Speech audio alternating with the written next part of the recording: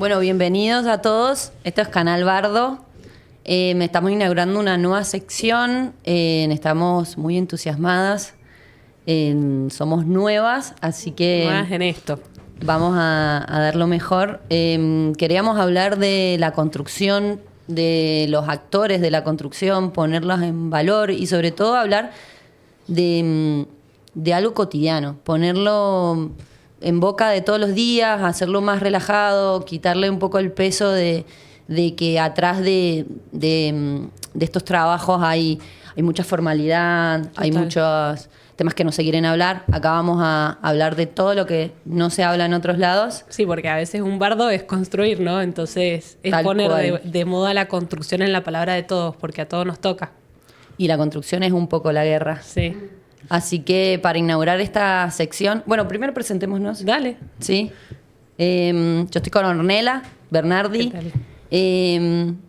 Firme en lo que es el sector industrial, muy segura de una familia que ha posicionado Mendoza a la vanguardia de los nuevos materiales, sobre todo los paneles térmicos, que hoy es un material que por lo menos nosotros en la construcción lo usamos un montón.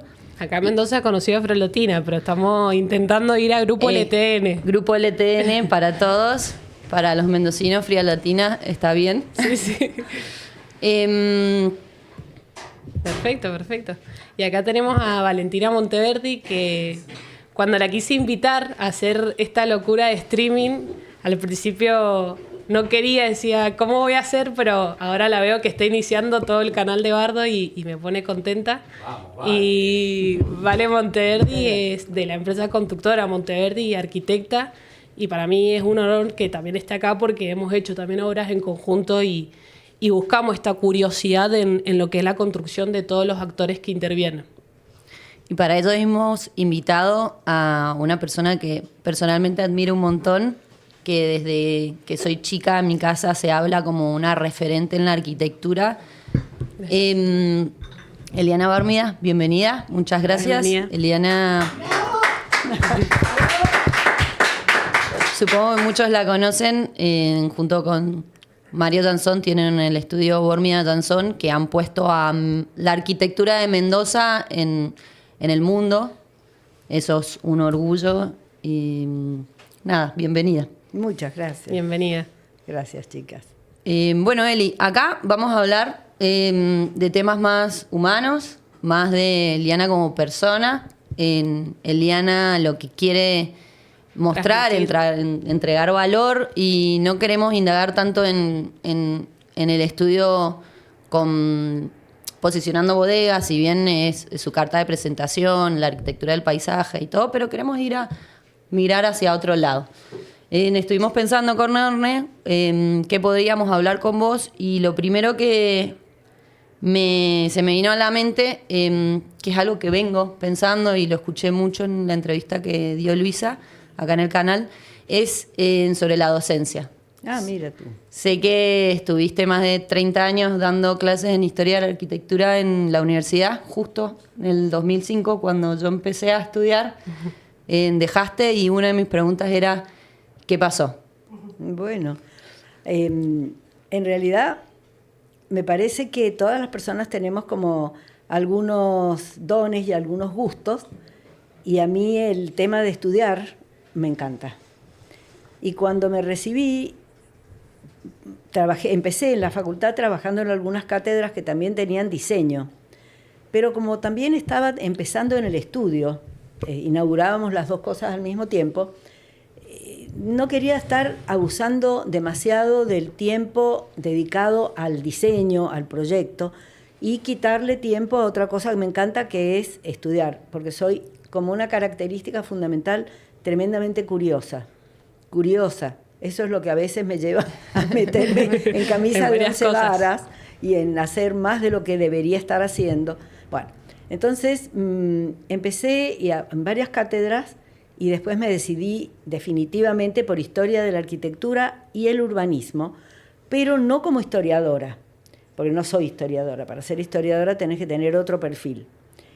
Pero sí me daba muchísima curiosidad cuál era el valor que tenían los edificios antiguos, porque cuando uno viaja se admira Y después, siempre esas cosas quedan en la cabeza. ¿Por qué?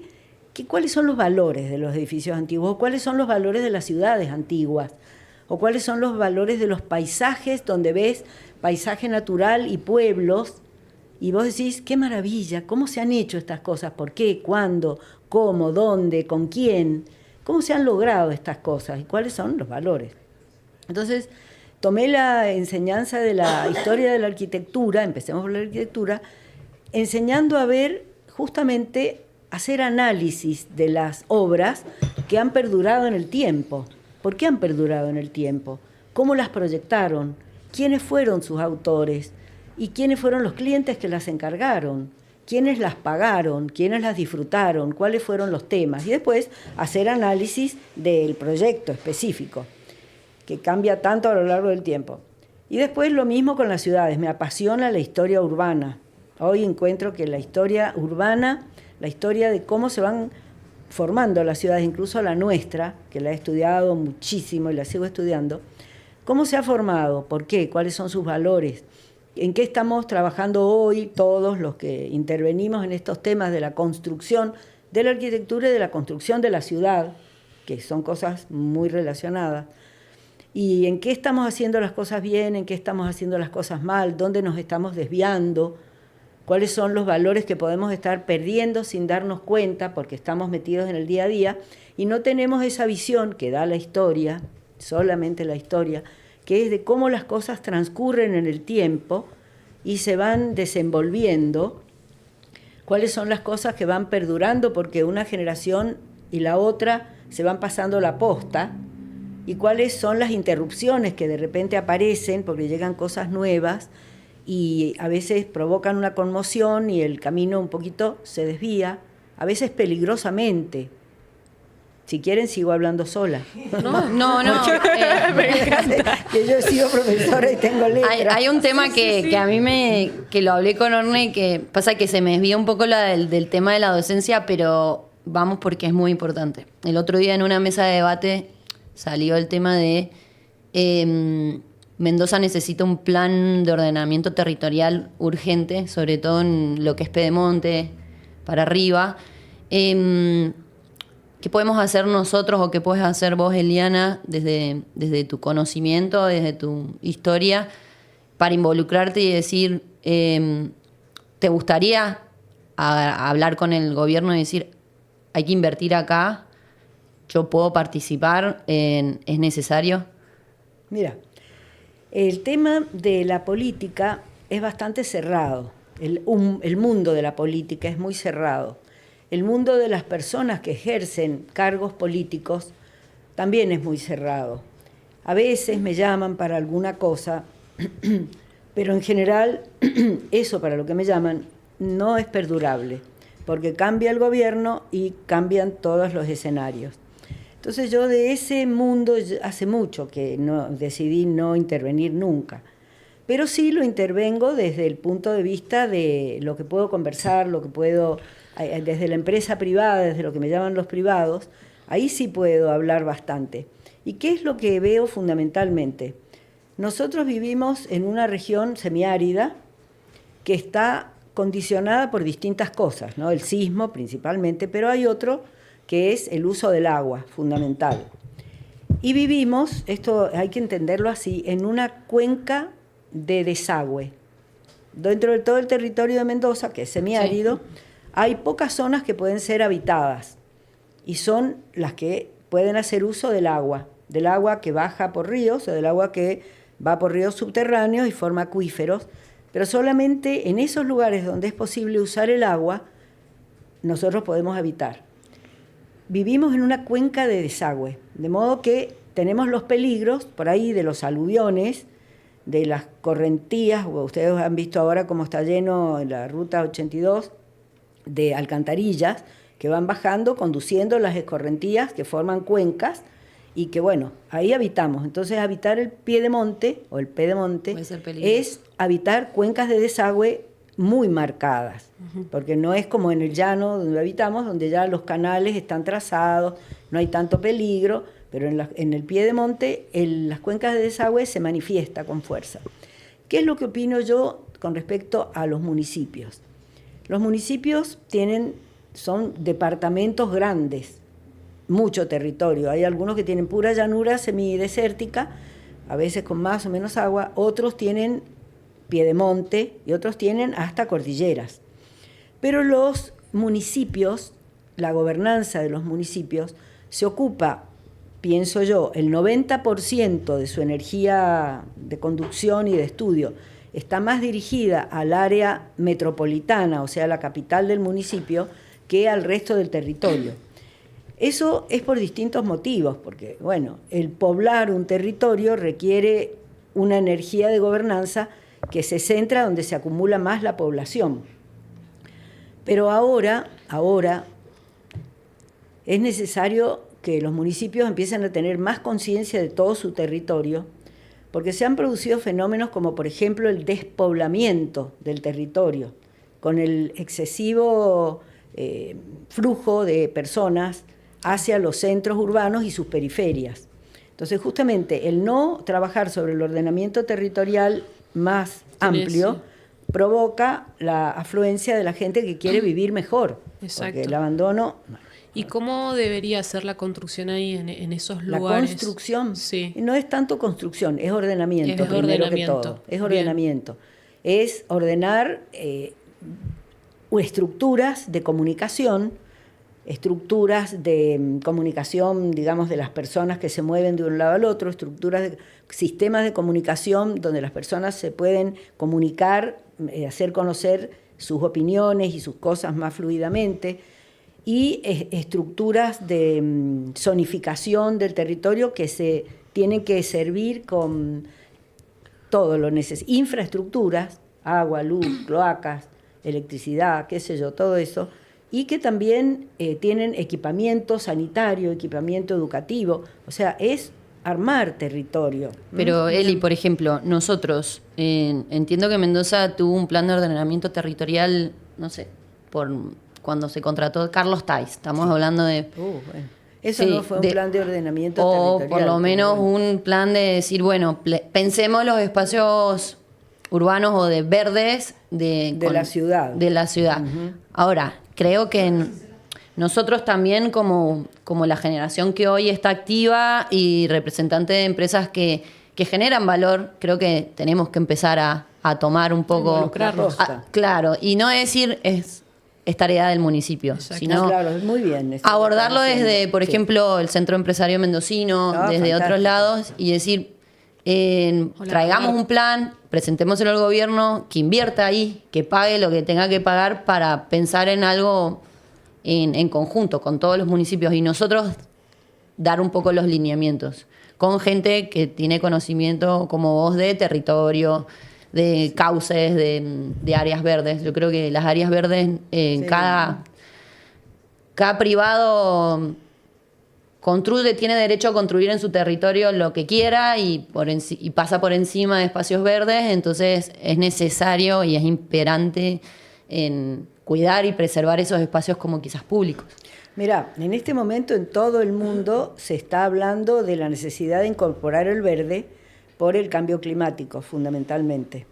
Siempre se sabía que el verde hace bien a la salud por distintos motivos, el sol, el aire, el agua. Bien. Pero hoy hasta hay ciudades que están dando ejemplos increíbles. París, no hay que estudiar nada para abrir algo en las redes y ver lo que está haciendo París, reemplazando espacios secos por espacios verdes. Está haciendo transformaciones increíbles. No solo París, pero muchas otras. París se caracterizaba por tener explanadas secas y hacía gala de tener esas grandes explanadas para grandes manifestaciones, la Place Vendôme y todos esos otros lugares, o Champs-Élysées, que tenía arboledas, pero después tenía unos espacios secos enormes, mucho tránsito. Bueno, están sacando el tránsito vehicular, están haciendo espacios verdes. Y nosotros, que tenemos una ciudad verde desde después del terremoto, y no estamos... Yo sé que el mundo, la gente de Mendoza y los gobiernos hablan de la ciudad e intentan cuidarla, pero es que no hay un verdadero plan de poner en valor esta ciudad. No se habla de la ciudad como un urbanismo de oasis que existe, pero no tiene todavía sus buenas teorías. Y las buenas teorías son los estudios de base que después sirven para su aplicación. Entonces, se cuida el árbol, sí, hay legislación del árbol, sí, hay irrigación, también cuida el árbol, cuida los cauces, pero no hay una teoría de urbanismo de oasis que permita entender. Estamos como tomando el tema, un gran tema, en pequeños pedacitos, ¿no? Y lo estamos intentando entender desde ese punto de vista, cuando hay que entenderlo como sistema. Tremendamente importante. Sí. Bueno, y yendo al lado de la construcción, que es lo que a ustedes más les apunta, por lo menos, cómo unir esta gran escala del desarrollo territorial con la construcción. Bueno, la ciudad y los pueblos, todo eso, el hábitat humano, cuando se concentra, no es agricultura, sino que estamos hablando de espacios de asentamientos humanos más de conglomerados. La construcción, la edificación, la arquitectura hace ciudad. Entonces hay que tener por parte de todos los que están trabajando en estos ámbitos, especialmente los arquitectos, hay que tener conciencia de que hacer hoy un edificio pensando solamente en el objeto individual que se va a hacer es como una idea medio pobre.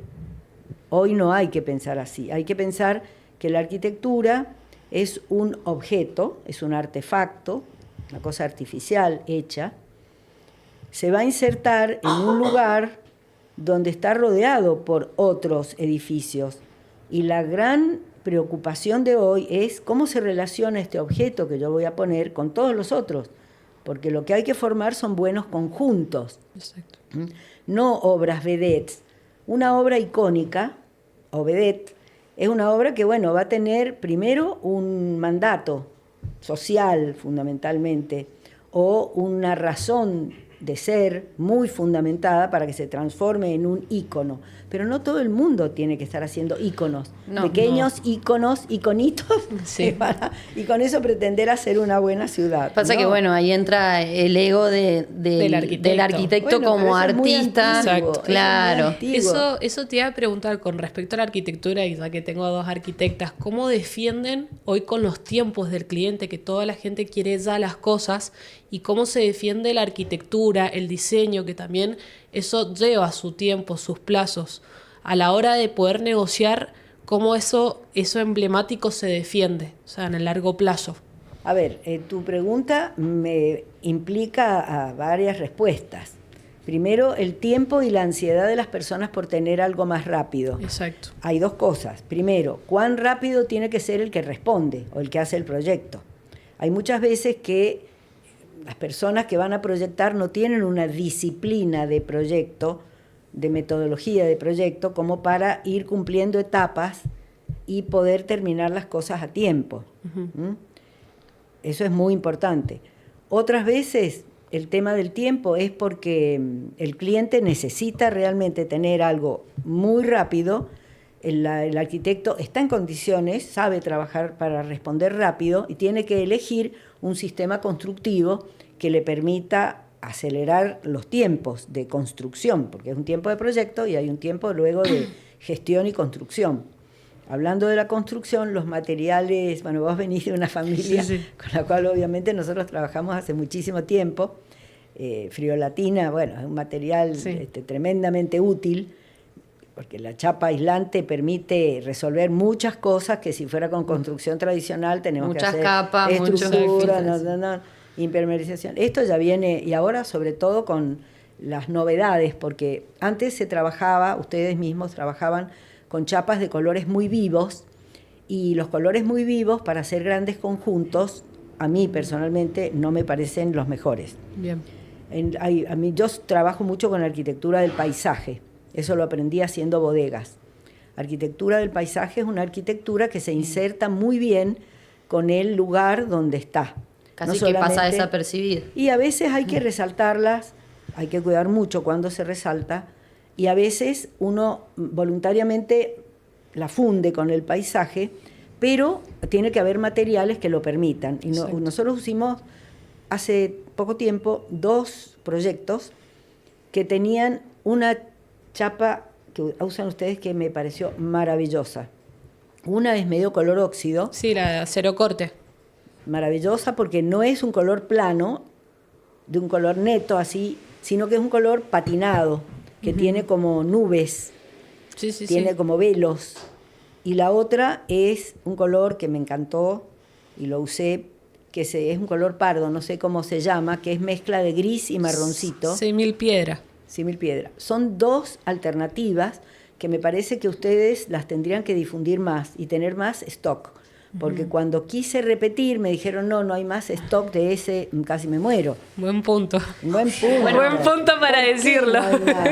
Cornel está acá y parte de su curiosidad es porque quiere salirse de lo que es industria y decir, nosotros podemos aportar arquitectura, podemos hacer arquitectura con paneles. Y también parte de la charla que tenemos nosotros dos es, vale, ¿qué crees que el arquitecto necesita? Y le digo, mira, hay un montón de chapas con diseño que a veces son inalcanzables en precios, que deberían estar un poquito más reales, porque quizás vienen del exterior, o también soluciones ya en la parte térmica. Entonces, un panel de diseño con la parte técnica sería ideal, porque vos te evitás hacer la otra parte, la parte rígida, la del hormigón. Ya empezás a construir directamente con el panel de los chicos. Eso creo que en innovación sería buenísimo. Y también, bueno, con Ornella queríamos preguntarte también cómo haces cómo te llevas con las nuevas tecnologías de fabricación estructurada, nuevos sistemas, eco, steel frame. Sí. Si de repente vos pensabas este proyecto y te dijeron hay que hacerlo en menor tiempo, entonces dijiste, bueno, tengo que cambiar la metodología constructiva para cumplir. Sí, totalmente. Nosotros trabajamos muchos proyectos simultáneamente, proyectos chicos, proyectos grandes, proyectos que tienen mucho tiempo para desarrollarlos y otros que no, que tienen que ser con rapidez. Incluso hay clientes, cuando trabajé en esta casa con chapa color piedra, como decíamos recién, fue porque el cliente me dijo, quiero trabajar con chapa y quiero chapa negra. Le dije, no, chapa negra, perdón, pero en el lugar donde vamos a hacer la obra, chapa negra no, porque aunque está muy de moda el negro, hay lugares donde el negro absorbe una cantidad de calor que es tremendo, irradia calor, y aparte a veces se puede ver mal en un lugar una cosa negra. Sí. Bueno, negro vino porque en Noruega y en sur de Chile... Claro, tienen otro sol, otro clima. Entonces, bueno, pero cuando usé este material me pareció maravilloso. Aparte, el sistema que tienen ustedes y el personal que tienen ustedes es muy bueno porque hay que resolver los vanos, ¿no es cierto? El perímetro de los vanos lo tenés que resolver muy bien, con chapas dobladas, que ustedes mismos proveen. Nos fue muy bien, te digo francamente. Qué bueno eso. No sé por qué no... A ver, hay una cosa muy importante. Aquí hay una facultad de diseño industrial y los empresarios y la facultad de diseño industrial me parece que no tienen suficiente comunicación porque es necesario que ustedes dos hagan un maridaje mayor, que den la oportunidad a los que se están recibiendo en diseño industrial, o no recibiendo antes, hacer experiencias previas, cuando están estudiando, tener laboratorios, lugares de ensayo de materiales. Mira, los chinos, ¿por qué de repente, de haber sido un país que se había quedado muy atrás por razones obvias, distintas, ¿no? Porque tuvieron unas cosas tremendas como la guerra del opio, etcétera, se quedaron atrás, y de repente, wow, surgieron con todo. Bueno, ¿cuáles han sido sus estrategias? Copiar, salir al mundo, hacer que estudien en los mejores lugares, que se perfeccionen, que aprendan, comprar cosas, tratar de reproducirlas en su lugar y hacer productos que cada vez son de mejor calidad. Y bueno, miren lo que ha ocurrido con China, es un boom tremendo, capacitaron gente. Entonces, ¿por qué Mendoza no puede hacer lo mismo? ¿Por qué Mendoza no puede por ahí dar becas para que algunas personas avanzadas, los empresarios, ¿no? No todo tiene que venir del Estado, yo vengo de una empresa privada y la defiendo mucho. ¿Por qué no pueden dar becas para que haya formación de algunos estudiantes o traer algunas personas que sean buenos diseñadores de otros lados y que puedan dirigir acá ensayos de materiales para lograr esa innovación? Porque si nos quedamos acá encerraditos, no, es muy largo el camino. Hay que hacer eso, hay que empezar a producir acá, haciendo ensayos, prueba y error, pero siempre apuntando a invertir, porque después los beneficios van a ser gigantescos. gigantescos. Sí, yo creo que es un tema que pasa mucho, la no comunicación entre las empresas, las universidades. La integración. Claro, el todos. tema de pasantías, que también lo venimos hablando, lo escuché de Luisa, a mí me pasa también, en que por qué no lo hacemos como la medicina. Si la medicina tiene 2 años de residencia donde Exacto. odontología, ya están operando, están ahí y todavía no están contratados formalmente. Todos creemos, porque todos nos profesionalizamos de las mismas universidades, que salimos muy verdes, que tiene su lógica. Y sí, porque son 5 años, que es mediodía, y del mediodía son 4 horas. ¿Cómo vas a salir formada? Claro, no, de ninguna manera tenés que pensar que has salido formada como para... No quiero disminuir las capacidades, pero no hay práctica de la construcción. La construcción es una cosa muy seria, Sí, es una cosa cara, es una cosa que involucra Y que lleva mucha responsabilidad mucha también. responsabilidad, dinero, frustraciones, o sea, sentimientos. Hay un tejido de cosas que se mueven ahí que, bueno, hay que insistir en pasantías serias, ¿no? Sí. ¿Y Para cómo? mí tendrían que las personas que se reciben entender que después de recibirse es muy conveniente que trabajen en estudios de arquitectura para ver cómo viene la mano, que se fogueen. ¿Y cómo te llevas con la universidad? Yo me llevo muy Mendoza. bien, me llevo muy bien porque primero yo estudié ahí. Estudié en una época en el momento donde se había fundado la facultad.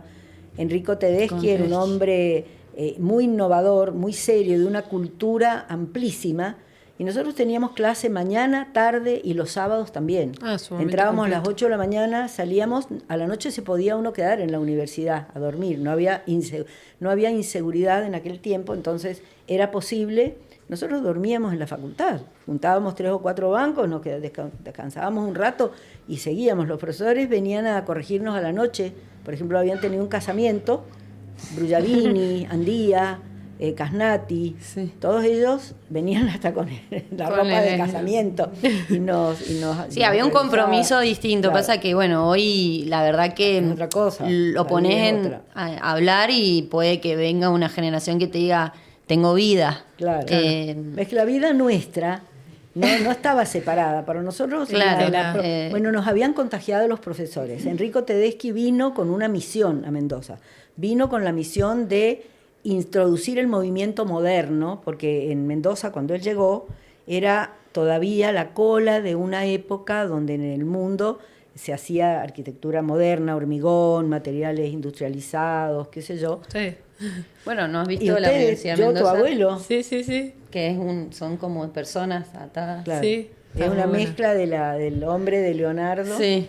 Y, No, yo estudié en México y estaba sorprendida de que estudiaban teoría de la arquitectura con el libro de Tedeschi y dije, mendocino, es mendocino. ¿sí? No, Mendocino. bueno, Enrique era italiano. Italiano, romano, pero sí. trabajó en varias universidades de la Argentina, lo contrataron porque era realmente un hombre... Claro, pero decir, wow, estamos en otro hemisferio y Y cómo nos estudian miran. de la misma manera, con el Sí. mismo... Es que la arquitectura no es un oficio, la arquitectura es una cultura. Una persona que estudia arquitectura tiene que entender, cuando estudia arquitectura, que se está metiendo en un mundo muy particular que hay que entender a fondo. No es solamente el oficio de proyectar, lo cual está muy bien. Salen con el oficio de proyectar, lo cual no es poca cosa, No, no. obvio, es mucho, es la base. Pero es una base como si yo te dijera, es el primer escalón del mundo donde está la responsabilidad social del arquitecto. ¿Mm? Hay una escalera que Kelly, podés subir. te hago una consulta. ¿Y hoy cómo hacen con las nuevas generaciones con todo esto de la inteligencia artificial, con BIM, que hoy se nombra mucho en lo que es la parte de arquitectura y como una nueva innovación, una nueva tecnología, de convivir también otras generaciones que tienen esto de que lo que decís vos, el arte de la arquitectura? ¿Cómo conviven o cómo pueden llegar a un punto de que todavía se siga transmitiendo ese afán de la cultura desde la arquitectura, desde el diseño, desde el arte? Mira, yo te voy a hablar desde mi punto de vista, de mi propio estudio. A mí me sigue gustando muchísimo estudiar. Y estudio lo contemporáneo y sigo estudiando lo antiguo y viajo y miro lo... Ahora nos vamos a Japón con amigas, casi Lindo. todas arquitectas, y vamos a ver Japón tradicional y Japón contemporáneo, que hay maravillas.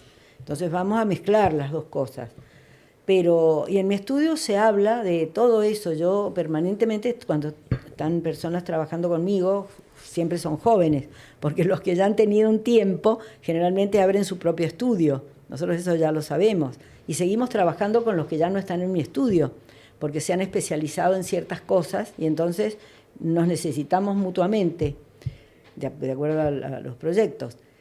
Pero fundamentalmente en los estudios, a mí me parece, hay que crear una cultura arquitectónica.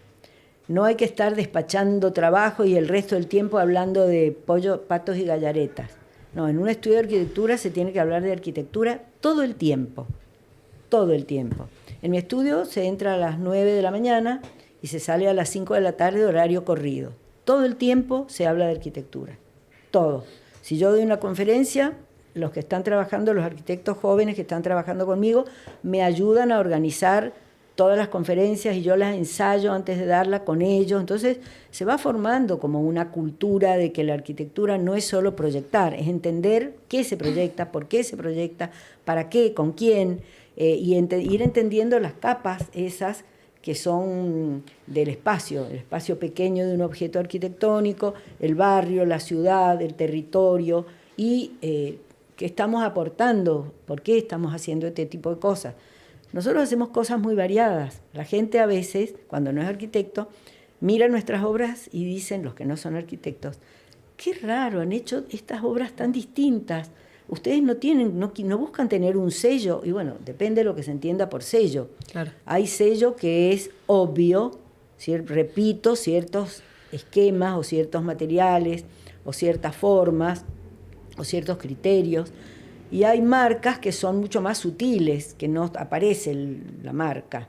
Es sutil, pero cuando se entiende un poco más de marca, vos ves que la marca está ahí. Porque a mí me da lo mismo trabajar con un material industrializado, con una estructura en esqueleto, o trabajar con un material tradicional, hormigón, o ladrillo, con más pesada. Me da lo mismo, sinceramente, trabajar con una obra icónica, que me piden a veces que haga íconos, o con una obra totalmente perfil bajo, que poco menos no se ve. No quiero mostrar marca Eliana Bórmida o marca Bórmida Jansson que se note, no. Quiero que las cosas estén bien resueltas de acuerdo a lo que nos han pedido, a lo que quieren, pero también lo que el lugar necesita, y lo que me parece que va a ser lo mejor. Hay un tema de interpretación de cada caso. Pero la huella la dejas, Eli. O sea, sí. La gente que sabe cuáles son tus obras se ven porque, como decís vos, hay una cultura atrás que deja huella. Sí, y creo que eso es lo maravilloso de trascender. Creo que vos ya sos tu estudio, porque también está Mario y todo el equipo han logrado dejar huella. Sí. Te puede gustar o no te puede gustar, claro, pero que la reconozcas ya es lo que hace que trasciendas. Son más de 50 años de trabajar. O sea, son 50 años, imagínate, más bien que has hecho cosas ya. Claro, sí. Creo que lo que decís mucho de la cultura es que nos enamoremos de lo que hacemos. Creo que en lo que vos buscas creo que cualquier chico que quiera trabajar en tu estudio va a tener que pasar una serie de checklist. Y creo que va a quedar el que ustedes sientan que la vive a la arquitectura, que la atraviesa. Mira, las personas que están en nuestro estudio y que se quedan tiempo trabajando, estoy totalmente segura que se enamoraron en serio de la arquitectura y que si van a vivir, la arquitectura es parte muy intensa de esa vida, es muy protagonista. No es, por ejemplo, hay chicas que trabajan en mi estudio que estudian danza, pero se van después de las 5, hacen danza, otros hacen vela, no sé, las cosas raras que hacen por ahí, es cosas muy diferentes. Hay otro que es escultor, músicos. Bueno, se dan su tiempo, pero que la arquitectura la toman muy en serio, es parte. Muy en serio. Sí. Y eso también te quería preguntar, porque nos toca también a nosotros como tercera generación o segunda generación, ¿Cómo te impactó cuando Luisa te dijo que quería estudiar arquitectura y cómo ella hoy tiene también su lugar y su protagonismo? Porque hay que estar atrás de padres que son muy exitosos, que a nosotras también nos pasa, entonces uno en el camino quiere ir haciendo su lugar, pero bueno, eso, ¿cómo te sentís y cómo la ves a ella? Mira, nosotros no, a ver, un comentario. Hay una cosa que es de formación, que es como la cultura doméstica, porque la cultura es un ambiente, un ámbito donde las personas viven. Hay una cultura doméstica. Cuando esa cultura doméstica tiene una personita que está allá adentro formándose en esa cultura, con algo ya viene. Ahora, puede tener mayor o menor don para desarrollarlo en algún aspecto, porque cuando uno habla de una cultura arquitectónica, tiene tantas variantes, puede ser alguien que va directo a la teoría y a la investigación de la historia de la arquitectura, puede ser contemporánea solo, o puede ser que le gusta la técnica, o puede ser que le gusta el negocio, inmobiliario, desarrollador, puede ser que le gusta la gestión, que es importantísima también, la gestión de la arquitectura para llegar a concretar, el project management, o sea, hay infinidad de variantes. Entonces, una personita nace en un ámbito familiar que tiene esa cultura arquitectónica. Y bueno, le va a pescar probablemente una variante de esas y le va a desarrollar. A lo mejor ninguna, termina siendo médico, pero siempre le va a quedar esa otra partecita en el mundo. Los padres empiezan a ver que esa persona tiene dones para tal cosa, porque los papás y mamás nos damos cuenta de eso. Y por ahí, a mí nunca me gustó ser cargosa en ese sentido. Yo veía que Luisa, cuando nosotros salíamos de viaje, las llevábamos mucho a mis dos hijas, y Luisa llevaba papelitos y dibujaba, tenía 6 años, y dibujaba una iglesita en Ouro Preto, y llevaba su libretita de mini, esa rosadita, con hoja chiquitita, y ella dibujaba su iglesita porque nosotros dibujábamos nuestra cosa, ella imitaba, Anita no, Anita se divertía haciendo cualquier cosa, Luisa dibujaba. También se divertía, pero dibujaba. Y después a ella, Luisa lo que tiene es que es una chica muy inquieta, le gustan muchas cosas, le gustaría hacer todo, es tremendamente ansiosa y, bueno, saltaba de ser chef a ser actriz. En California vivió un tiempo y ella hasta fue a hacer una de estas cosas que van a probarse para ser actrices, y salió en un pequeño casting. Y salió en un pequeño papel. O sea, ella se mete en todo, es kamikaze.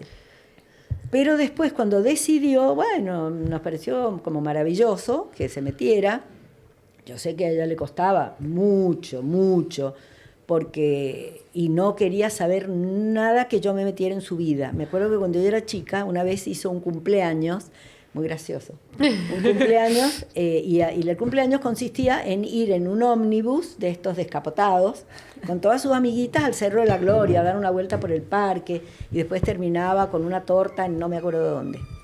Bueno, cuando llegamos al Cerro de la Gloria, mamá maestra, quería explicar la historia. No quería. Me puse a decir, chicas, ustedes saben qué es esto. La Luisa vino, me tiró el saco y me dijo, no te metas, no empeces, mamá, no empeces. Y sin embargo, otras nenitas, amiguitas, estaban conmigo y se quedaron conmigo y decían, sí, explícanos, explícanos. Entonces vos te das cuenta, Luisa sufrió muchísimo el peso de una mamá bastante intelectual. Y después ella no me permite que me meta mucho, no, de ninguna manera me permite. Incluso ella cuando abrió su estudio empezó a abrir su estudio, su posibilidad de trabajar a otros colegas míos, a mí me parece fantástico. Si tengo una cualidad es que soy, gracias a Dios, muy generosa. A mí no me gusta ser mezquina, ni me gusta la gente mezquina, me gusta compartir y me encanta, porque en Mendoza hay buenos arquitectos, que Luisa trabaje con esos buenos arquitectos, que ella ensaye y que se comunique, me parece maravilloso, francamente. ¿Y eso cómo es trabajar en familia? Porque acá sabemos las tres, tener una empresa familiar claro. Tiene sus cosas, sus roces, y a veces uno no sabe el detrás de escena. Sí, bueno. Entonces... yo, Luisa, trato de no... Mira, yo antes... Cuando no existía tan en Mendoza el diseño de interiores, y nosotros empezamos a hacer bodegas importantes, Salentine y otras. Había que hacer el diseño interior de las bodegas, que no es que tengan mucho equipamiento, pero tienen colores, texturas, o podés hacerlo industrial y dejarlo como quedó, o podés darle un toque para emocionar, y las primeras bodegas tenían que tener eso para emocionar, no podía ser una obra industrial así, tenía que tener otra cosa. Entonces yo me dediqué mucho al diseño interior, porque en realidad me gusta a mí, yo tengo una gran atracción por definir color, soy requete sobria, no podría ser una cosa muy llamativa, no, tengo mi estilo, en eso sí soy bastante cerrada.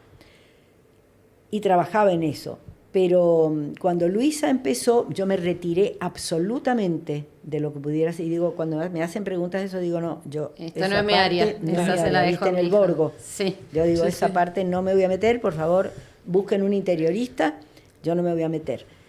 Y hasta, fíjate, en mi casa, yo me cambié de un edificio, estoy muy contenta, el edificio Thais. Ahí está mi papá también. Claro, está tu papá, claro que sí.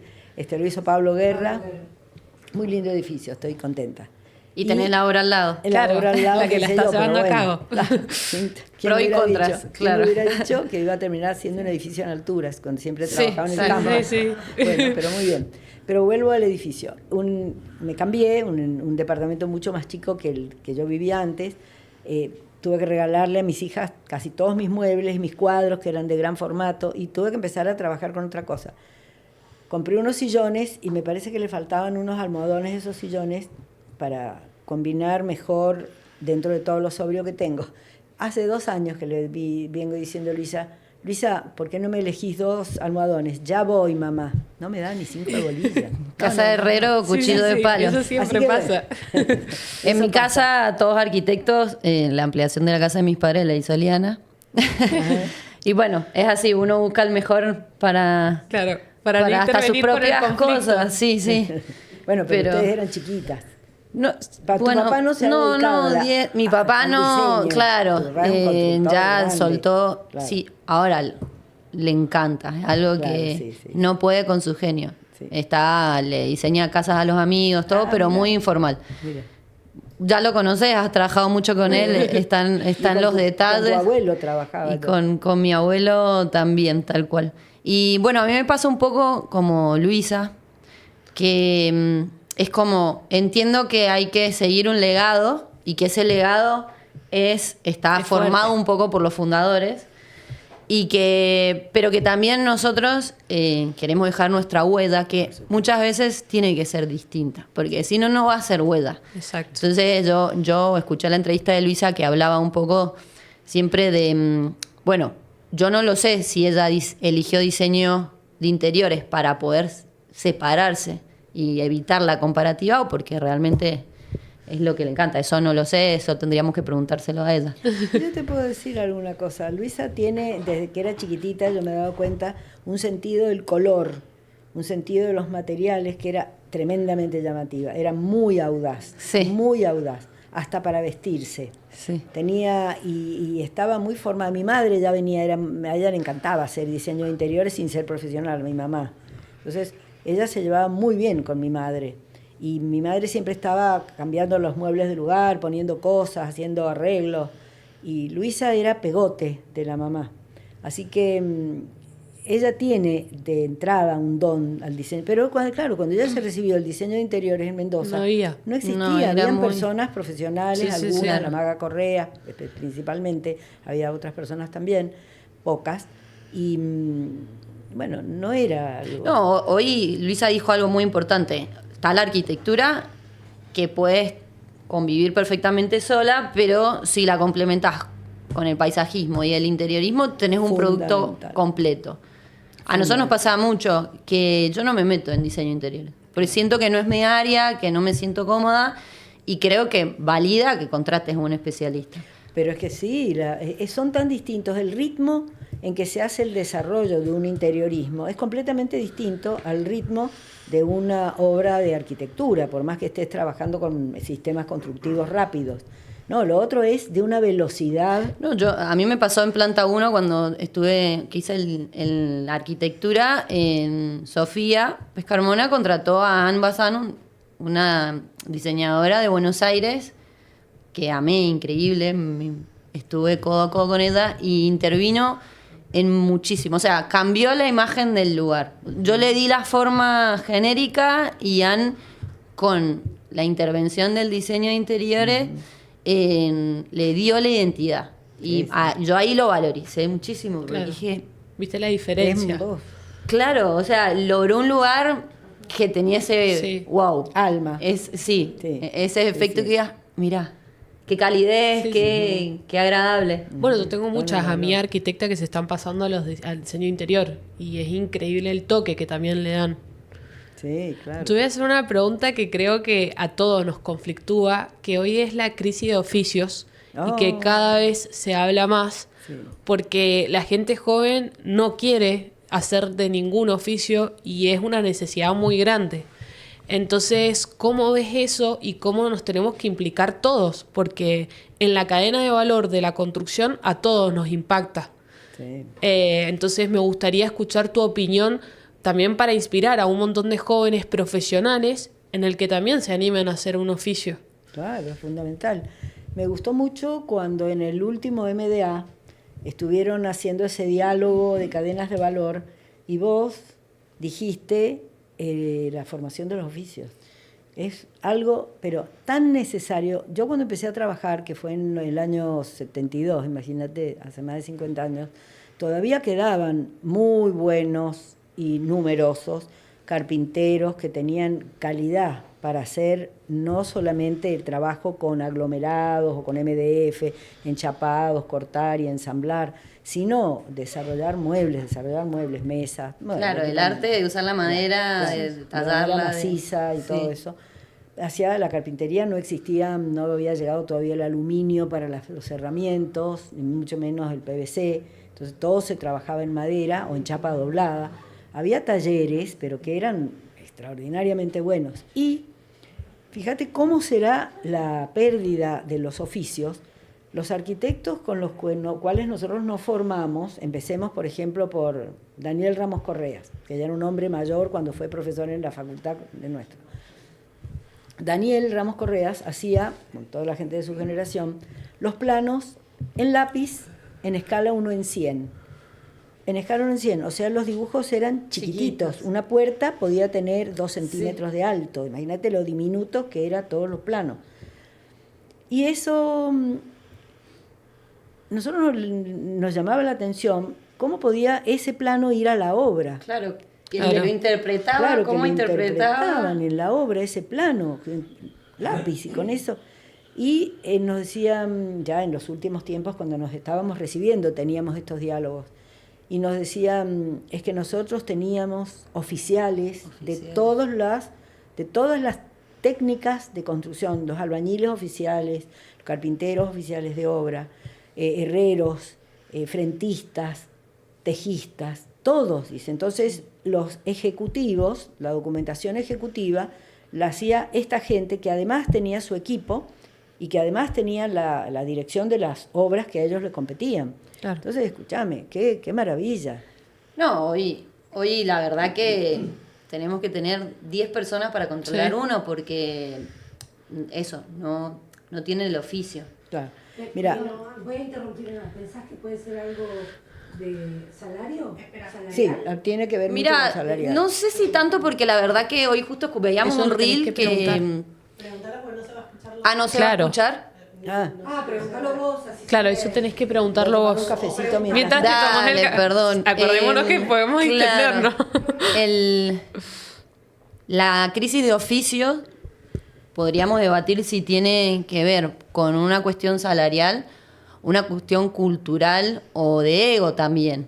Sí. El que se profesionalizó en algo, quizás siente que se rebaja siendo gasista. Qué equivocación tan grande. Muy equívoco, pero Qué bueno, equivocación puede tan pasar en tremenda. muchos aspectos. Sí, porque en las facultades de arquitectura también hay como un vedetismo hacia el arquitecto creador. Claro. Y bueno, a mí me parece totalmente antigua esa manera de pensar, porque no podés privilegiar en un campo que es tan vasto, darle la estrella de vedette a Exacto. una parte de la profesión y a las otras partes quitarlas y hasta, como vos decís, medio como ningunearlas. Está pésimo eso. Porque, fíjate, no solo en nuestro estudio, si sabemos que hay un profesional que está a cargo de una infraestructura, vamos a darle prioridad a ese profesional. Porque el diálogo va a ser mucho mejor, nos vamos a entender más, él nos va a entender más lo que nosotros buscamos y es mucho más fácil. Conozco algunas personas que no sé si tienen profesión, si estudiaron hasta la mitad de la carrera, por ejemplo Gantús, que trabaja muy bien la madera, que está haciendo cosas artesanales de madera. Hace cosas fantásticas y vos le pedís cosas y las hace maravillosamente bien. Y bueno, y vive de eso y vive bien. Está casado con una arquitecta, con Anita. Con Anita Smith. Claro, sí. con Anita Smith, regia arquitecta. Bueno, a mí me parece que las facultades de arquitectura tendrían que empezar a cambiar un poquito, bastante, esa visión sobre lo que significa el trabajo en el mundo de la arquitectura y la construcción que están asociados. Y si abrieran como materias de oficios como hacen en las escuelas técnicas. Podría haber complementos, ¿cierto? Que son a lo mejor no materias. Optativas. Pero que son o optativas o que son complementarias, son diplomaturas. Es un problema de la currícula tal vez. Sí, la currícula está cerrada, está aprobada por entidades nacionales. Claro. Eso es más complicado, pero hacer diplomaturas, eso se está hablando. Sí. Y creo que hay algunas universidades que ya lo tienen. Creo que, no sé si la Uncuyo lo tiene. A mí mis mejores, o sea, los arquitectos con los que he trabajado, me acuerdo que trabajé con un arquitecto cuando hicimos la Arena Maipú de Buenos Aires, Pablo González, que él tuvo, quizás también fue cultural o de época, él tuvo la necesidad o la posibilidad de trabajar primero en oficios y después ser arquitecto. Claro. Entonces yo lo veía cómo trataba al carpintero y él le hacía lo que quería, como quiero esta moldura en escala 1 en 1. Claro. Entonces, y también él siempre me decía, vos ponderalo, porque mientras él se crea el rey, te va a hacer la mejor intervención. Claro. Entonces, no te creas que vos sos el que sabe. Claro. Vos siempre ponderalo al que va a hacer la tarea y te va a dar lo mejor. Claro. Entonces, ese hablar de, es fundamental. De 1 en 1 y no ponerse como en un organigrama vertical, bueno, a mí me pareció que tenía muchos frutos y sobre todo eso que yo creo que él hablaba con conocimiento. Él se sentaba con el carpintero y lo que le pedía sabía que era factible. Claro. Y con el herrero y todo.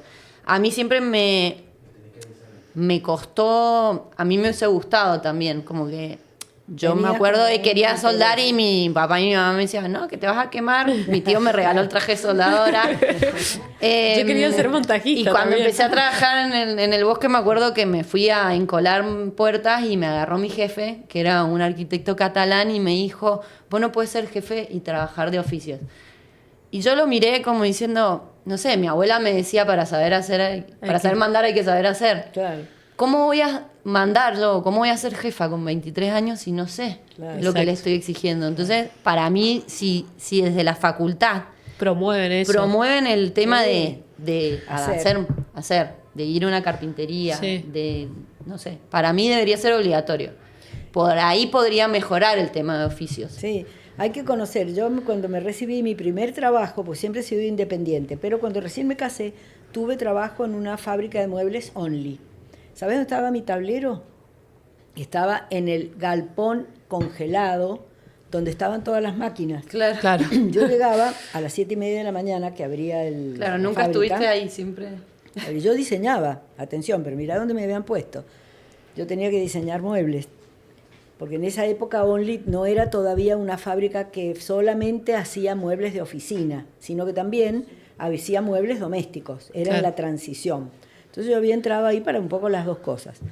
Y tenía el tablero al lado de las máquinas, tenía una salamandra cerca, y yo tenía que llegar, buscarme las maderitas que estaban al lado de todas las otras máquinas, prenderme la salamandra y quedarme allá al lado dibujando en esa época con una Rotring. Que tenía que tener la mano calentita para dibujar con eso. Bueno, ahí me formé enormemente en el trabajo de carpintería. Me vino muy bien porque en aquella época, como te decía, las carpinterías eran todas de madera. Y realmente me sirvió, pero hacíamos cosas verdaderamente fantásticas. Fantástica. Bueno, Quería hacerte una pregunta, un poco volviendo al tema inicial del ordenamiento territorial, cuando hablábamos del Piedemonte, que me interesaba un poco conocer tu opinión sobre cómo calificás arquitectónicamente a la ciudad de Mendoza, teniendo en cuenta que se va expandiendo de algún modo hacia los márgenes y que está el ordenamiento territorial que intenta contener toda esa movida, y si bien hay un poblamiento interesante en lo que es la urbe, pero ¿cómo calificás arquitectónicamente a la ciudad? ¿Cómo la ves y cómo crees que va a derivar, que va a evolucionar? La ciudad, al no tener un estudio consensuado, ¿no? Porque el tema es el consenso. Cada especialidad mira el territorio desde su propia especialidad. Exacto. Los geógrafos, ¿no? Los geógrafos que trabajan en desarrollo territorial lo ven mucho desde el punto de vista zonificación funcional. Uh-huh. Los que están en ambiente lo ven mucho desde la protección de los aluviones y desde todo ese tema de la geografía, ya sea física o de ecosistemas en general. Los que están en temas más inmobiliarios lo ven donde hay terrenos aptos para hacer. Entonces, bueno, cada uno los mira desde su óptica. Pero no hay un consenso, una reunión para decir, bueno, a ver, cada uno desde su óptica explique cómo ve el tema del territorio a poblar y a ordenar, ¿ya? Pero hablándolo, no hacer trabajos de investigación que después se reúnen todos, bueno, está la sumatoria de trabajos, pero ahí esos trabajos son una sumatoria. Una sumatoria no es lo mismo que una integración de todo eso, como para sacar conceptos fuertes. ¿Dónde tenemos que poblar? Bueno, nosotros estamos confinados, recién decíamos que habitamos las cuencas de desagüe. Las cuencas de desagüe son lugares donde hay agua. El agua puede estar abajo y hay que sacarla con bombas y hay que ver qué capacidad tienen esos acuíferos, si esos acuíferos están destinados para otra cosa, para regar, temas de agricultura, o a qué profundidad están, porque están los costos también, o si son aguas superficiales, qué destino tienen esas aguas. O sea, el manejo del agua es absolutamente fundamental. Donde se puede hacer un buen manejo del agua, el urbanismo y el manejo del agua en Mendoza están tan unidos, que el ordenamiento territorial tiene que partir de un conocimiento, de una comprensión para cruzar esas dos variables. Y después de eso, el agua no es solamente el agua mansita que vos podés tomar para que sea, para potabilizarlo, para regar. Está el agua brava, está el agua de los aluviones. Mendoza ha tenido una historia de, digamos, antes que se hicieran todas las canalizaciones, las defensas y todo el sistema de control de la agresión del agua, que puede ser muy fuerte, era un agua que irrumpía de tal manera que el área fundacional erosionaba hasta el cabildo, porque el zanjón se llenaba, y bueno, y aparte de los aluviones que se llamaban las crecidas, ¿no? Que venían del Piedemonte, más los canales que se llenaban, y bueno, era terrible el problema del aluvión. El sismo, el desierto y el aluvión han sido marcas muy fuertes para nuestro ordenamiento territorial. Y ahora hay que cruzar esas cosas. Hay que poblar el Piedemonte. Y bueno, hay lugares del Piedemonte donde la expansión de ciertas áreas urbanas hace necesario habitar el Piedemonte. Porque hay opciones. ¿Qué invadimos? ¿Las tierras de cultivo? No. O invadimos el Piedemonte. Chile es puro Piedemonte. Sí. Entonces, hay lugares del mundo donde eso se maneja, pero hay que manejarlo muy bien. Hay que manejarlo. Por ejemplo, nosotros ahora estamos haciendo un lugar que se llama El Borgo. Está metido, hay una alcantarilla que desemboca en el terreno donde nosotros hemos hecho el Borgo. ¿Y qué se ha hecho? Un caos. Se ha hecho una estructura ordenamiento, no es una, y se ha hecho una infraestructura de un canal que cuando nosotros llamamos al ingeniero hidráulico para que calculara qué crecientes podían venir por esa alcantarilla, que desemboca, como te digo ahí, y cuando hizo el cálculo de las crecientes que podían venir en un plazo más o menos de 50 años, dijo, pero eso no significa que va a venir dentro de 50 años, puede venir en un plazo, puede ser mañana. Bueno, pasó y suerte que se había excavado y se había hecho ya un cauce. Nosotros lo hablamos con con Robert y le dijimos, empezamos a construir y le dijimos, ya hay que empezar el cauce. Claro. Y empezamos el cauce y al otro día vino un aluvión y casi nos lleva las fundaciones. Un tema Claro, eso. suerte que se había hecho el cauce, se había profundizado en tierra, pero entonces se desbarrancó un poquito, Claro. pero siguió. Claro, como que hay que prestarle atención, para algo están esas venas. O sea, esas venas son naturales y son reales. Es la cuenca, nosotros habitamos en una cuenca de desagüe. Hay que ver cómo opera en cada lugar, que se va a ver si se urbaniza o no, cómo se produce el desagüe. Le quiero hacer una pregunta, perdón, paseándola por varios temas. A ver. ¿Qué sentís, qué te provoca emocionalmente cuando ves que arrancan viñedos para hacer barrios privados, todo esto que está pasando? Bueno, ¿Qué eso te es- causa a vos como...? Eso es otro tema, ¿Cómo que eso eso es es? otro enorme tema. Sí, hay muchos barrios privados en Mendoza. Sí, a ver. Otra charla del tema inmobiliario. Esta terrible expansión de barrios Es privados impresionante. Bueno, hay mucho que hablar. que está en eso. sacando tanto la identidad, ¿no? A ver. Primero hay un tema de formas de habitar que se desarrollan en otros lugares del mundo y que de repente, en donde nosotros vivimos, empieza a haber como un apetito, digamos, por vivir así, en un barrio tranquilo, Sí, donde sí. los niños juegan en la calle. Es aspiracional. Es aspiracional. Sí, sí, sí. Entonces, existe eso, porque hay mucha comunicación. La gente va al cine, la gente viaja, la gente ve eso en otros lados y dice, yo quisiera vivir así. Eso existe. Por otro lado, están los desarrolladores inmobiliarios que ven el Negocio, nicho. sí. Eso empezó hace muchísimo tiempo.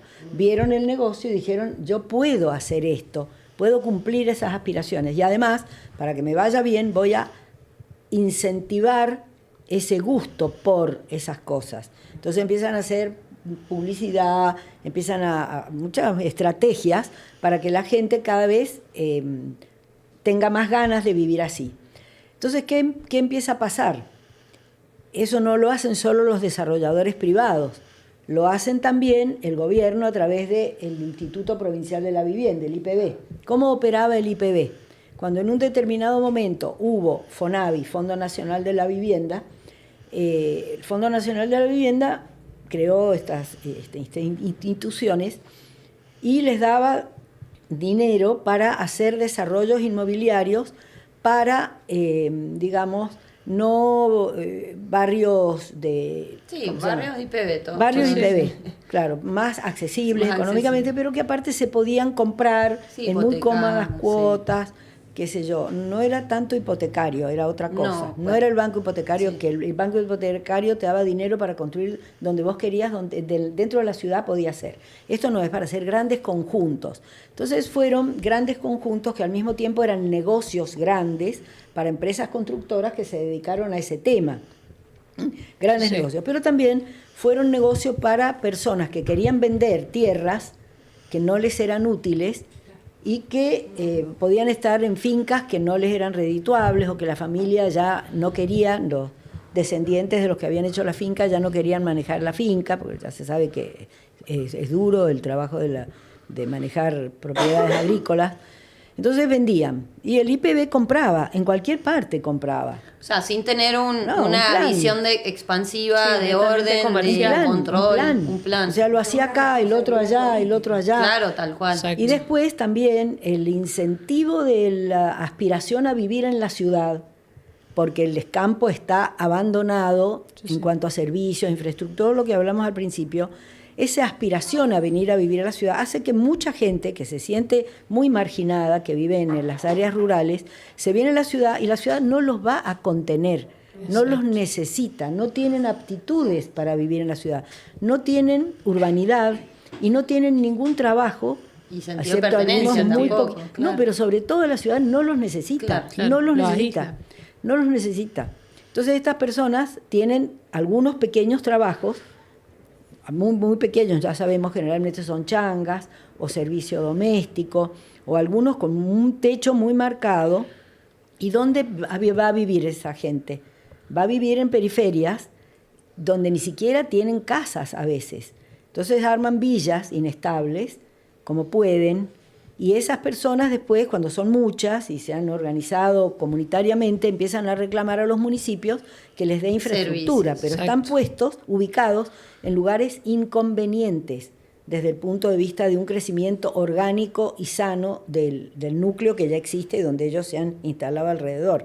Entonces, y hay cuestiones políticas que por ahí no los mueven porque empiezan a ser votantes. Lamentablemente hay que hablar francamente de todas estas. Sí, hay sí. mucha desidia por un lado y hay mucha intención por el otro lado de que el ordenamiento no se dé como se debe. Es Sí, yo así. quiero creer que existen las buenas intenciones y que puede haber gente externa que empiece a pensar y empiece a plantearlo, cosa de que, bueno, el gobierno lo tome y lo adapte a su medida. Por lo menos Exacto. algo Eso se empieza puede en las hacer. universidades. Eso Claro. empieza en las fíjate, en las universidades hay la facultad que yo quiero tanto y que donde yo me he formado y sigo estando muy al lado de ellos, que es la Universidad de Mendoza, Facultad de Arquitectura, se llama Facultad de Arquitectura y Urbanismo, pero no forma urbanistas, porque Tedeschi quería, después de haber organizado la carrera de arquitectura, organizar el urbanismo que en ese momento se estaba planteando como una nueva profesión. Es un campo muy distinto a la arquitectura. Claro, muy no muy solo en distinto, escala, claro. es en problemáticas. Las problemáticas son mucho más científicas en el urbanismo. Y la Facultad de Arquitectura y Urbanismo yo creo que tiene, no sé, poquísimas clases. No sé si es un cuatrimestre o 2 cuatrimestres, que no son cuatrimestres, son a lo mejor 2 meses, con unas pocas horas de clase. Entonces, no salen urbanistas.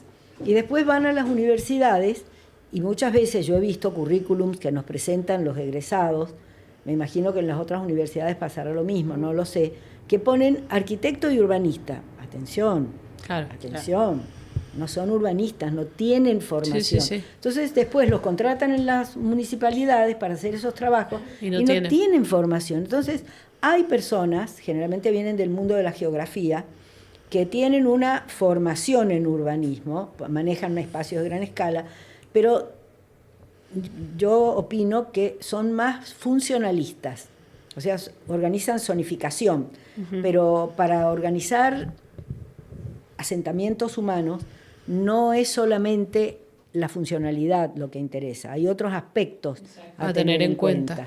Bueno. Les hago, chicos, una última pregunta sobre la visión de alguien que no es arquitecta, que somos audiencia y somos clientes de arquitectos. Se ve mucho en barrios privados, sobre todo, que las casas son iguales. Eso que empieza a pasar que Bueno, eso es una en muy casas de interesante. mucho presupuesto o de medianos presupuestos se empieza a ver que son exactas a la del vecino. ¿Eso responde a que los arquitectos se copian o que las No, hay que- personas piden Mira, te lo lo mismo? contesto porque esa es una pregunta que me la han hecho 80.000 veces para mirarlo en una dimensión más grande, como de qué viene, de dónde viene eso. ¿De dónde viene? Bueno, mira, el copiar se da siempre, y no con la palabra copiar, sino que es imitar lo que se hace y que da resultado. Si uno estudia la historia de la arquitectura, habla de estilos, el estilo barroco, el estilo clásico. Bueno, ¿por qué? Y porque hubo algunos maestros que hicieron algún tipo de obras con buen fundamento, que tuvieron muy buen resultado, y otros empezaron a trabajar de la misma manera. Así se crean los estilos, que se llaman estilos porque después alguien teoriza sobre esa manera de hacer en conjunto y Sí, o movimientos. ven, o movimientos y ven cuáles son las características y dicen, bueno, esto se puede codificar como estilo. Mira, hay una cosa muy interesante en eso. Las casas chorizo Sí, italianas. Sí. fueron hijas de las casas pompeyanas. Las casas pompeyanas vienen de la antigua Roma, que eran casas con patios sucesivos, eran casas simétricas con patios rodeados por habitaciones. Cuando las ciudades empezaron a congestionarse, hubo inmigración, llegó muchísima gente, no solamente acá, porque también las casas chorizo no son solamente argentinas, las encontrás en otras ciudades que en el fines del siglo XIX tuvieron llegada de mucha gente. Esa tipología se partió en dos. Y aparecieron las casas que en vez de tener todas las habitaciones rodeando patios, la mitad quedaron casas en fila. Claro. En Argentina se las empezó a llamar las casas chorizo porque era una fila de habitaciones Sí, con sí. patios a un costado. Esas casas chorizo fueron extraordinariamente buenas para hacer ciudad, porque armaron una ciudad modulada. Sí, que tenía proporción de espacio verde con espacio y con buena luz, claro, funcionales. Y, sí. digamos, tenía una armonía, una casa con la otra, se formaban cuadras enteras con armonía. Cuando había más presupuesto, había una casa mejor diseñada, con mejores materiales, pero todas estaban enfocadas hasta para utilizar materiales estandarizados que se empezaban a hacer a máquina. Si hoy vos tenés que arreglar una casa chorizo, te vas a una casa de demolición y es probable que encuentres muchas puertas iguales. El diseño de las puertas, con esas banderolas, con la cadenita para ventilar el aire caliente que ha subido en las habitaciones, los postigos, esas otras celosías que cierran la privacidad de la calle permitiendo ventilar, y ese sistema que permite mover algunas láminas para mirar, espiar qué pasa por afuera. Eran una verdadera maravilla esas casas chorizo. La sistematización que habían alcanzado, ¿no? La perfección que habían alcanzado en sistematizar arquitecturas para la repetición y la rapidez. Pero en las facultades de arquitectura, hablemos hoy de hoy, las facultades de arquitectura tienen que enseñar el oficio del buen hacer. Exacto. El oficio del buen hacer, enseñar el oficio del buen hacer, significa enseñar recetas. Enseñar, las buenas prácticas. Claro, buenas prácticas, pero también, a ver, yo no te puedo, en una aula donde tengo que enseñarte un oficio, yo no te puedo dejar que vos vueles y hagas una casa a la manera de algún expresionista alemán, que era con formas así muy estrambóticas, diríamos, muy expresivas, o como Zaha Hadid, para hablar de una más contemporánea, y a otro que haga una casa estilo Mies, un paralelepípedo muy regular, vidriado, y otro que haga una casa wrightiana, que le interesan los volúmenes, la naturaleza que se mete. No, a ver, nunca voy a terminar en 4 horas por día, 8 horas por semana, durante N meses que forman la carrera. No hay tiempo para eso. Entonces no son talleres de arquitectura donde te puedas liberar y el maestro tuyo va a estar, no, te tienen que guiar. Entonces ha existido ya desde hace bastante tiempo, con la difusión de la arquitectura contemporánea, en algunas facultades se empezó a trabajar sobre algunos tipos que eran muy reconocidos y muy buenos tipos, que son como la casa chorizo actual, fáciles de producir, fáciles de enseñar a hacer y fáciles de luego concretar en obras. Hoy sería lo modular. Es la casa que estaban diciendo, la caja de zapatos. Sí. O la casa igual. Creo que lo que va Eliana es, no pasa nada que las casas sean parecidas. No a ver, los nada. autos son todos iguales. Sí, total. Un modelo nada. se repite muchas veces. Esa necesidad de separarme, individualizarme. Claro. Vos vas al mundo y hay barrios enteros que son divinos, todos parecidos. de todas casas iguales. Claro. Cada uno le pintará el frente distinto, logrando su Sí. impronta, Variantes. pero hay como una idea De que también le da un conjunto. poco de armonía. Exacto. Entonces, como creo que está bueno también para los clientes y todo, quitar ese peso de decir tu casa tiene que ser Tan distinta. única o distinta. Al contrario, creemos nosotros como creadores de espacios que conviven, que hasta la armonía de casas iguales hacen que el barrio se vea mejor. Exacto. es Y que el tenga su paisaje estilo, urbano. su identidad. Claro, el Sí. paisaje urbano, cuando hay criterios semejantes para... Hoy se habla mucho de las piezas. Sí. La pieza, cuando yo era chica, era el cuarto, Claro. ¿no es cierto? Pero hoy se habla de las piezas como son los volúmenes o los elementos Bien. arquitectónicos. Cuando los elementos arquitectónicos, llámense en este caso viviendas, están coherentemente esas piezas de un todo, la pieza habla de un todo, están armoniosamente combinados, Sí. armados, ¿no? Creando un todo. Sí, crean un ecosistema Claro. más agradable. Claro, ese paisaje urbano Sí. seguramente va a tener otras virtudes, asoleamientos, ventilaciones, intimidad y belleza. Es probable Claro. que eso pase con más facilidad que si cada uno va a hacer. Este hace una casa del que está el tipo que estamos hablando. Al lado viene otro señor que hace una casa de 5 pisos, de 3 pisos, Claro, con y ahí unas te rompe. medianeras tremendas. O enfrente te hace eso de un tremendo frente con una puerta de triple altura y bueno, tu casa se ve empequeñecida. Entonces, esa virtud de no tenerle miedo a crear conjuntos está muy bien. Bien. Pero por ahí hay que reconocer que eso tiene un drama. El drama es que el que se acostumbró a trabajar de esa manera y cree que es la única manera, todo lo que se sale de eso está mal. Claro. No, cuidado. Entonces se pierde el sentido crítico. Bien. El sentido crítico tiene que ser capaz de evaluar cada cosa en su contexto y en su momento, en su circunstancia. Entonces, no podés llenar el mundo de lo mismo. Totalmente. Hay momentos donde, bueno, una casa que responde a otras tipologías, a otras visiones, es válida.